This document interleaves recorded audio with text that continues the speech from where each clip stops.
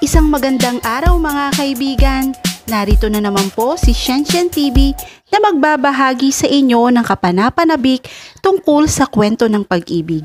Pero kung bago ka pa lamang sa aking YouTube channel, paki-like lang po ng ating video, paki-click na rin ang subscribe button at ganun rin ang bell icon para lagi kayong updated sa mga paparating ko pang mga upload. Chapter 1. Hayaan nyo ma, tatawagan ko kayo kapag ka malapit na ako sa aking pupuntahan at bibigyan ko kayo ng update para di na kayo tawag ng tawag. Napipiko na wika ni Diego sa ina sa alang katapusan na pagbibili nito. Anak, huwag mong sasayangin ang opportunity na ibinibigay ng Ninang Eli mo ha. Hirit pa nito na ikinaiiling na lamang niya. Ma, nagmamaneho ako. O sige na anak, basta mag-iingat ka. Anito sa wakas ay tuluyan ng pinutol ang linya. Ang mama niya ang dahilan kung bakit siya bumabiyahe na mga sandaling iyon. Pupunta sa Tanay Rizal. Her mother was an art collector at may isang partikular na pintor itong kinahuhumalingan sa ngayon. Si Para, hindi niya alam kung bakit nagustuhan ng ibang tao ang obra ni Para. The subject of her artwork were nothing but depression, loneliness, anger, and even suicide. It seemed like everyone was moved by Para. Dahil lahat ng painting nito ay palaging sold out agad. The painter didn't even come to any of his or her exhibit, which only made her mother more curious. Walang nakakaalam kung sino talaga ito at palaging bigo ang mga gustong makipagnegosasyon dito ng personal para sa mga painting na ginagawa nito. May agent si Para at yon ang humaharap sa sangkaterbang kliyente nito, kabilang ang mama niya sa mga kliyente na madalas na nauubusan ng painting. Kaya naman, nang makakuha ito ng impormasyon mula sa ninang niya, ay hindi na siya nito tinantanan pa. Nalaman nito kung saan eksaktong nakatira si Para. Wala dapat siyang pakialam dahil hindi naman niya gusto ang mga gawa nito, pero napahinuhod siya ng mama niya na puntahan ang bayan na yon nang sabihin nitong nagmula sa iisang pamilya, sina Para, Alena at Lara. Ang huling pintor na nakakuha ng atensyon niya, si Lara, was complete opposite of Para. Kung nababalutan ng lungkot ang mga obra ni Para, ang kay Lara naman ay pawang masasaya at makukulay ang tema. He even bought 5 of his her paintings 6 years ago. Pero unti-unting tumigil si Lara sa paggawa ng obra hanggang sa tuluyan na itong nawala sa sirkulasyon sa hindi niya malamang dahilan. Lara had always been quiet, famous then, just like Para was now. Althea, on the other hand, was a different case. Sa tingin niya ay kaedad ito ng mama niya dahil sumikat ito noong panahon ng kanyang ina. Althea's painting were all about love, just like Lara. Kaya naman hayon, at binabagtas ang daan patungo sa Rizal upang alamin kung bakit biglang tumigil ang paborito niyang pintor sa pagpipinta, bukod pa sa kagustuhan ng kanyang mama, nakausapin niya si Para upang magpa-reserve agad ng painting ng huli. Nang makaramdam siya ng gutom, ay itinigil niya ang sasakyan sa tapat ng isang tindahan. Dinala niya pagbaba ang mapa ng lugar na pupuntahan niya. Magtatanong na rin siya sa tindera kung tama ba ang tinatahak niyang daan. Mag-aalas 5:30 pa lang ng hapon, pero pakiramdam niya ay over ang pagiging madilim ng paligid. Kakatuwang sa Maynila ay sobrang init ng panahon. Samantalang doon ay parang mas malakas pa sa aircon ng sasakyan niya ang klima. Nang magbayad siya ng binili niyang soft drinks at tinapay, ay hindi na siya nahiyang magtanong. Miss, alam niyo ba ang Montañas Residence? Tanong niya sa tindera sa pagitan ng pagmuya. Montanya?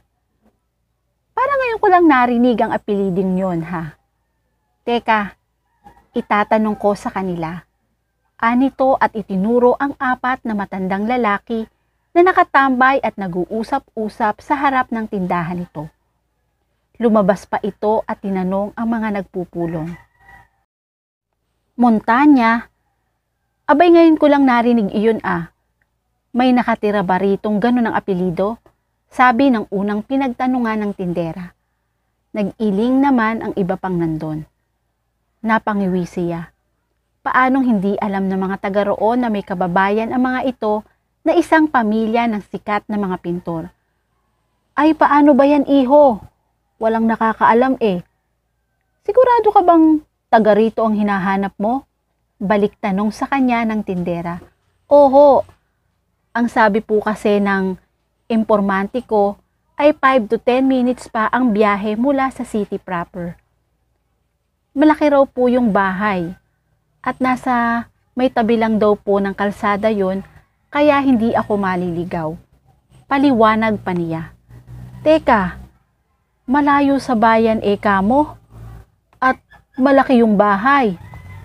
Naku, mukhang alam ko na ang pupuntahan mo iho, sabi ng tindera at parang biglang nabahira ng pag-aalala ang ekspresyon nito. Bahagya pa siya nitong inilayo sa matatandang may sarili ng pinag-uusapan. Huwag ka nang tumuloy roon iho, bumalik ka na sa pinanggalingan mo, seryosong sabi pa nito. Natigilan siya sa sinabi nito. Bakit po? Hindi sa tinatakot kita eh. Pero talagang wala namang dumarayo sa parting iyon. Mailap ang mga matang wika nito. Bahagyaman siyang nabahala ay hindi na siya nagkomento pa dahil mukhang hahaba lamang ang usapan nila. At least alam na niyang tama ang dinadaanan niya. Nagpasalamat siya rito at nagpaalam na. Nang nagmamaneho na siya ay iniisip pa rin niya kung bakit biglang nag-iba ang timpla ng tindera nang banggitin niya ang deskripsyon ng tahanan ng mga montanya. Parang bigla itong natakot. Ano ang mayroon sa lugar na yon? At bakit pinapauwi na siya nito? Napamura siya nang biglang bumuhos ang malakas na ulan na naging sanhi ng lalong pagdilim ng paligid. Wala pa namang poste ang ilaw, ang daang binabagtas niya, at pawang naglalakihang puno ang nakikita niya sa paligid. Mabuti na lamang at malapit na siya. Parang pinipigilan siya ng kung anong puwersa upang marating niya ang tahanan ng mga montanya. Pero wala siyang magagawa.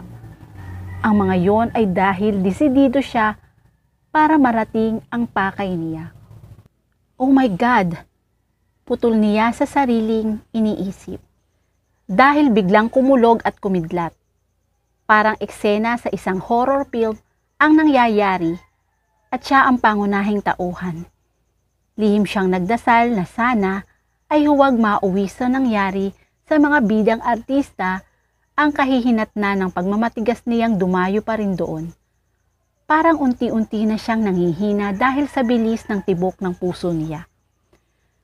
Namamawis na rin ang mga kamay niya nang matanaw niya ang bahay na pakay niya. It was truly a hog house and it looked like creepy. Kung isang pelikula man ang nangyayari, masasabi niyang magaling ang special effects na ginagamit doon. Lalong naging nakakatakot ang bahay dahil sa kidlat na parang nagtuturo sa kanya na yun na ang bahay na gusto niyang puntahan. He was startled because the house was dark as night without a star in the sky. It looked old and haunted. No wonder it was isolated and the town people didn't know what it was owned by the Montanya family. Sa tingin niya ay mayroon 3 palapag ang bahay dahil sa taas ng estruktura. Tinitignan pa niya muli ang hawak na mapa upang masigurong tama siya na yun ang lugar na pakay niya. Bahagya pang tumayo ang balahibo niya sa batok nang ihinto niya ang sasakyan sa tapat ng bahay, dahil tangi ang kulog lamang ang pumupunit sa katahimikan ng paligid. Hindi nakakatulong yon dahil ginugulat lamang siya ng kulog. Lalo lang tuloy siyang kinakabahan. Nang bumaba siya ng sasakyan niya, ay hindi na niya alintana ang pagkabasa ng ulan at ang lamig. Kumatok siya dahil wala siyang makitang doorbell doon. Holy Mother! Napalunok siya, dahan-dahang bumukas ang pinto at mahantad sa paningin niya ang isang babaeng may napakahabang buhok at may hawak na kandila sa isang kamay. Nanlaki ang mga mata niya nang makitang isa iyong kuba.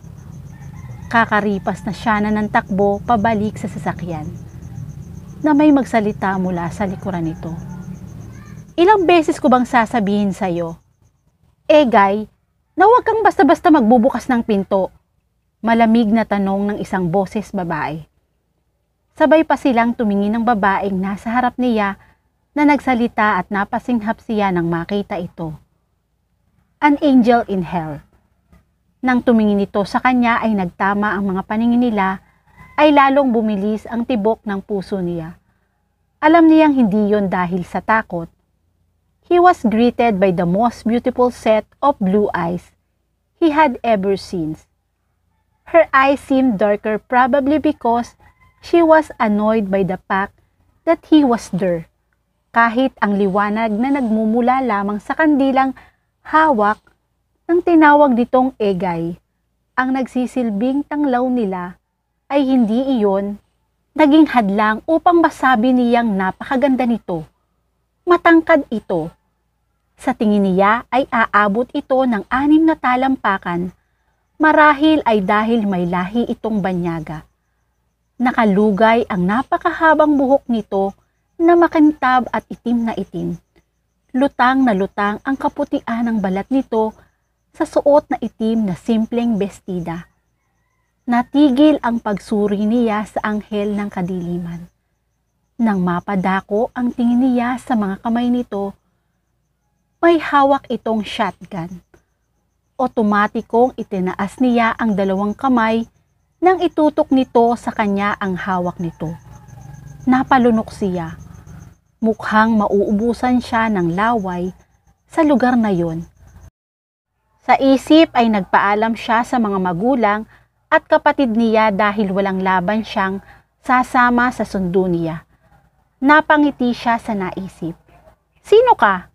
Tanong ni Sheila sa lalaking nakatayo sa pintuan. Parang siraulo na nakangiti ito. Mukhang hindi ito natatakot sa hawak niyang shotgun kahit pa nga itinaas nito ang 2 kamay. Nang marinig niya ang pagkatok ng kung sino kanina, ay dali-dali niyang kinuha sa taguan niya ang shotgun. Alam niyang mauunahan siya ng kasambahay niyang si Egay sa pagbubukas ng pinto. At kasi itong magkaroon sila ng bisita. Wala siyang inaasahang bisita, lalo pa sa ganong oras at panahon. Lalong walang magtatangkang magtungo sa parting iyon ng bayan nila dahil sa kumakalat na chismis na haunted house daw ang bahay niya. Sanay na siya sa pagbago-bagong klima sa lugar na yon dahil halos 3 taon na rin mula nang magpasya siyang manatili na ron.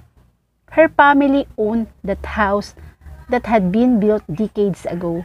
Dati ay sa Maynila siya nakabase at bakasyunan lamang ang bahay na yon. Pero dahil sa isang insidente, ay pinili niyang manatili na lang doon. Biglang nawala ng kuryente kanina, marahil dahil sa biglang pagsama ng panahon. Pagkatapos ay may isa pang nilalang na gumagala sa tahanan niya. Just great. I'm Diego Valdez. You can call me Jegs. Pakilala nito sa sarili. Nandito ako para sa mga montanya. Anak ako ni Carmelita Valdez. Pa ng mga montanya. Ikaw, anong pangalan mo? Can I call you mine? Anito at hinawi pa si Egay upang makalapit sa kanya. Sabay lahad ng kamay sa harap niya. Kumunot ang noo niya sa sinabit to. Sira ulo ba to? Halatang hindi ito taga roon at dayo lamang sa lugar nila. Sa kanya naalala kung saan niya unang narinig ang pangalan ng sinabi nitong ina. Tinitignan niya ang kaharap. He was taller than she, was the athletic type and possesses an effectively boyish smile. Mukha itong artista o modelo kung ang pagbabasihan niya ay ang tindig at pisikal na katangian nito. Parang nagliliwanag ang buong mukha nito sa tuwing ngumingiti ito. Mukhang wala ito kahit na anumang pinoproblema sa buhay. Natigilan siya nang maisip na hindi niya dapat pinupuri ang lalaki sa kaharap. Bago pa siya makaimik ay naramdaman na niya na may papalapit mula sa kanyang likuran. Sheila, ibaba mo na yan. Kawawa naman ang bisita natin. At mukhang nilalamig na. Wika ni Manang Aida. Napilitang ibinaba niya ang hawak at tinalikuran na ang mga ito. Pumasok ka na, iho. Sa loob na lamang natin pag-usapan ng sadya mo. Egay, isara mo na yung pinto at dagdagan mo na pati ang pinggan sa mesa. Utos nito kay Egay. Dito ka na kumain ng hapunan, iho. Narinig pa niya ang yaya nito sa lalaki. Parang nakasalang sa hot seat ang pakiramdam ni Greg ng mga oras na yon. Nakapagpalit na siya ng damit, courtesy ng asawa ni Manang Aida.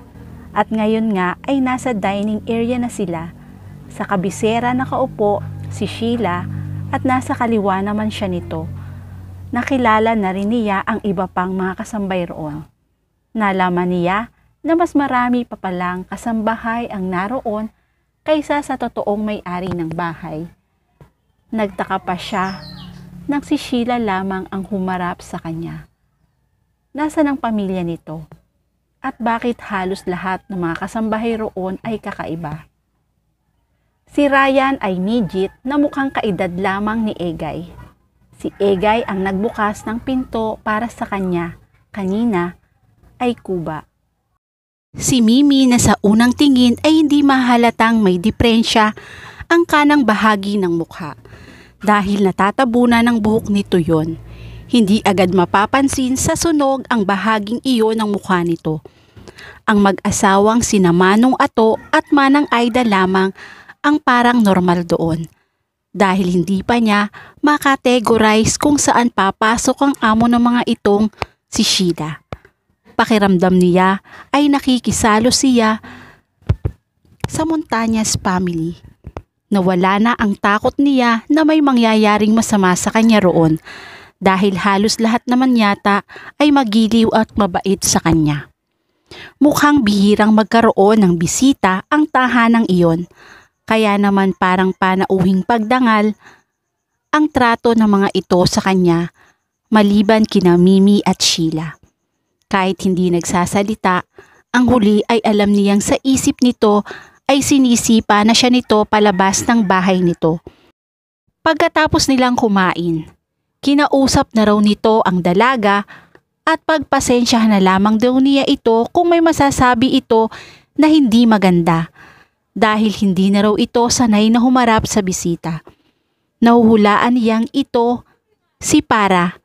Base sa ugali nito, marahil ay bahagi ng pagiging artist nito ang paggawa ng sariling mundo na kinabibilangan ng hindi pangkaraniwang nilalang at airy setting. Gayunpaman, hindi pa rin niya maiwasan na humanga sa kagandahan nito. Madalas siya nitong nahuhuling nakatitig sa mukha nito at pagkatapos ay pinagtataasan siya nito ng isang kilay bilang ganti. Natutuwa siya rito dahil kahit mukhang wala itong amor sa pagpapakyut niya ay masasabing hindi ito mapagmataas dahil kasabay nilang kumain ang mga kasambahay nito.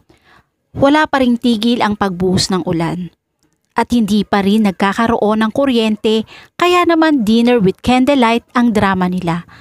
Lalo tuloy parang pelikula ng katatakutan. Ang atmosphere doon nang matapos kumain ay sunod-sunod nang nagpaalam ang mga kasama nila At bago tuluyang lumabas ng dining room, si Manang Aida ay sinenyasan pa siya nitong kausapin na rin si Sheila. Anong sadya mo sa mga montanya? Banat agad na tanong ni Sheila sa kanya nang tuluyan na silang maiwan sa komedor. Hindi man lang siya pinabuelo nito.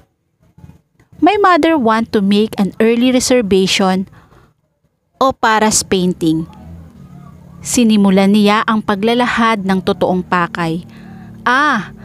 Nalaman din namin na ang iisang pamilya rin pala sina Para, Alena at Lara. Gusto ko sanang makilala si Lara. Puno ng pananabik na sabi pa niya, parang may biglang dumating na emosyon sa mga mata nito. Lungkot ba yon? Pero dagli rin iyong nawala at bumalik ang normal nitong ekspresyon. Wala rito ang hinahanap mo. Bumalik ka na lang sa pinanggalingan mo. Naputol ang anumang sasabihin nito nang biglang bahain ng liwanag dahil sa panunumbalik ng kuryente. Bahagya pa siyang nalsilaw roon at nang makapag-adjust ang mga mata niya ay namangha siya sa nakita sa paligid. Bakit hindi niya napansin ang mga yon kanina? Nabato-balani yata siya ng sobra sa kagandahan ni Sheila dahil nawala ang abilidad niyang maging mapagmasid sa paligid. Jam, narinig niyang bulong nito. Inilibot niya ang paningin sa paligid at hindi na siya nag-alinlangan pang tumayo at lumapit ang mga painting na nakasabit sa dingding. May built-in glass protector ang mga yon. Marahil ay upang hindi marumihan o maalikabukan ang mga paintings.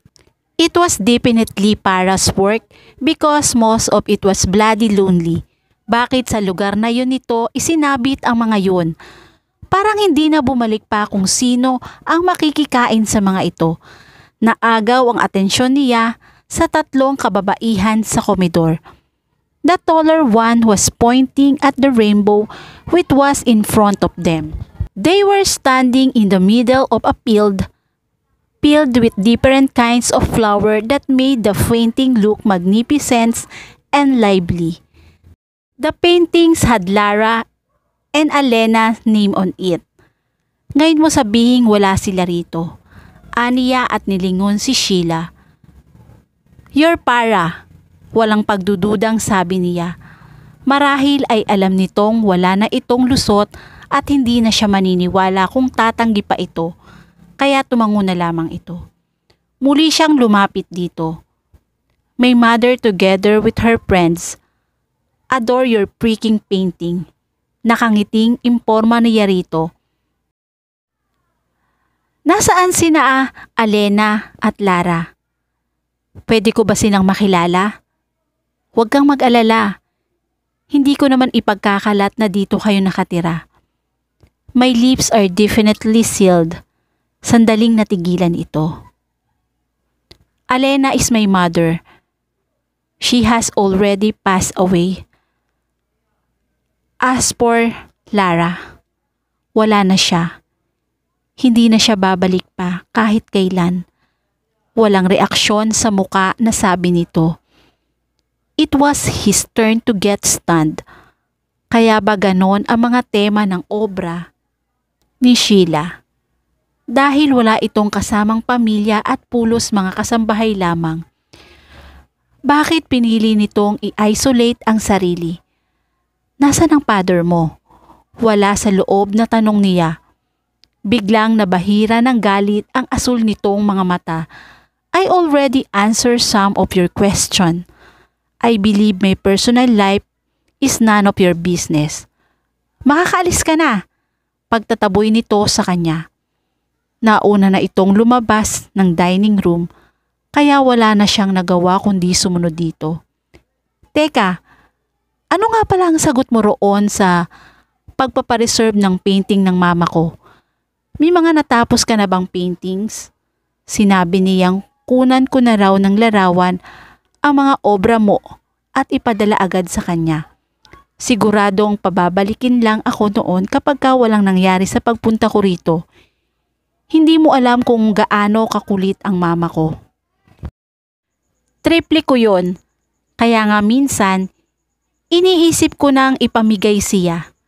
Aniya na ikinalingon nito at kinatulala niya. Did he just see her smile or eat? What just his imagination? Kumurap lang yata siya at seryoso na uli ang ekspresyon nito kaya hindi niya iyon masiguro. Fine! Take a picture of everything except Lara's work. Those are not for sale. Nasaan ang storage room mo? Tanong niya at muling humabol dito nang magsimula na namang itong maglakad. Huh! Gulat na wika niya. Kung kanina ay 5 ang painting na nasa may dining area, nang makarating sila sa receiving area ay naroon na yata ang lahat ng tapos ng painting nito. Medyo kinilabutan pa siya sa mga nakasabit na painting nito. Parang nais lumabas na mga kinain niya nang dumako ang paningin niya sa isang painting. Ang tema niyon ay isang batang lalaki na kumakain ng puso ng tao. Nababahira ng dugo ang palibot ng bibig nito. Puno ng kalungkutan ang mga mata nito. Nag-aalinlangan pa siya kung isasama iyon sa ipadadala sa kanyang mama dahil baka magustuhan nito iyon.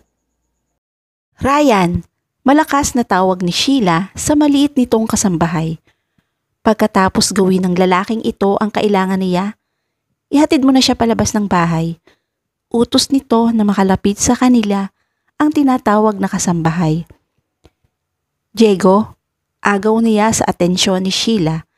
Kinalabit pa ito. What? My name is Diego. Nakangiting sabi niya. Whatever. Anito at iniwan na sila ni Ryan. Ang hospitable talaga ng amo mo. Halatang hindi purong Pinoy. Aniya kay Trudy's liit. Ganun lang talaga si Ate Sheila kapag ka may bumibisita sa kanya. Pero siya na yata ang pinakamabait na taong nakilala ko pagtatanggol nito sa dalaga. Napansin niyang si Sheila ang palaging tinatawag ng mga ito. Tanging si Manang Aida na lang yata ang tumatawag nito. Sheila, kinuha niya ang cellphone niya sa bulsa at nagsimula ng kuhanan ng litrato ang mga nakasabit na paintings. Pagkatapos ay ipinadala na niya ang mga yon sa kanyang ina, gaya ng mga bili nito sa kanya. Mabait pa yun, hindi halata sarkastikong sabi niya. Kung tutuusin, swerte ka pa nga kuya. Kasi yung ibang dumarayo rito, hindi niya hinaharap. Palagi kasing nahaharang agad ng mga alaga naming aso. Wala lang sila ngayon dahil dinala sila ni Manong sa veterinaryo kaya siguro napilitan si Ate Sheila na harapin ka. Pagkikwento nito habang nakatingala sa kanya at sinundan ang bawat kilos niya. Swerte pa pala ako dahil sinalubong niya ako ng shotgun. Hindi makapaniwalang tanong niya. Umupo ka na lang kaya? Ryan, akong nahihirapan sa iyo eh. Huwag kang mag-alala. Hindi ko naman itatakbo ang mga paintings ni Sheila. Biro pa niya. Teka, ilang taon ka na ba? Kanina pa ako nanguhula sa edad mo. Tumawa ito sa tanong niya. 20 na ako kuya. Hindi lang halata. Yung amo mo, pasimpleng tanong niya. Napalingon na siya ng tuluyan dito nang tumawa itong muli. Type mo si Ate Ila ano? Tudyo nito sa kanya. May magagalit ba kung sasabihin kong oo? Nakangising tanong niya. Walang magagalit. Ang totoo niyan, bagay kayo. Gwapo ka. Samantalang si Ate Sheila ay maganda, mabait at mapagmahal sa pamilya. Punto ng paghangang paglalarawan nito sa amo. Ang daya, bakit ba sa akin parang kagwapuhan ko lang ang nakita mo? Kunwari ay reklamo niya. Hindi mo pa sinasagot yung tanong ko. Ilang taon na si Sheila? Aniya at ipinagpatuloy ang ginagawa. 28 si Ate Sheila. Ikaw kuya, ilang taon ka na? Namangha siya sa sinabi nitong edad ng dalaga. Ibig sabihin ay mas matanda si Sheila sa kanya ng 2 taon. 26. Akala ko pa naman, mas matanda ako sa kanya. Baby face lang pala siya. Single pa rin ba siya? Paano siya makakahanap ng mapapangasawa kung nandito kayo at parang nagtatago sa mundo? Wala siyang balak na mag-asawa. Seryosong sagot ni Ryan. Lumingon siyang muli rito at nakita pa niya nang biglang umilap ang mga mata nito. Sayang naman, ang kagandahan niya kung balak niyang tumandang dalaga. Aba, bihira ang nagtataglay ng ganong muka. Patay mali siyang sabi ni Ryan. Para kasing may gusto itong sabihin sa kanya pero nag-aalinlangan itong isiwalat iyon. Hindi, mali ka. Anito at kusang pinutol ang sasabihin. Ang ibig kong sabihin, tama ka. Sayang talaga kung tatanda si Ate Sheila ng mag-isa. Malungkot na wika nito na lalong nagpatindi ng pagdududa niya pero hindi na lamang siya nagkomento pa. Nang matapos siyang kuhanan ang lahat ng paintings, doon ay umupo siya sa magarbong sopa at hinihintay ang tawag ng kanyang mama para sa napili nitong paintings. Sa tingin mo, may pag-asa akong kung liligawan ko si Sheila? Kapag kakunwan ay tanong niya kay Ryan. At dito na po nagtatapos ang unang bahagi ng aking kwento. Hanggang sa muli po.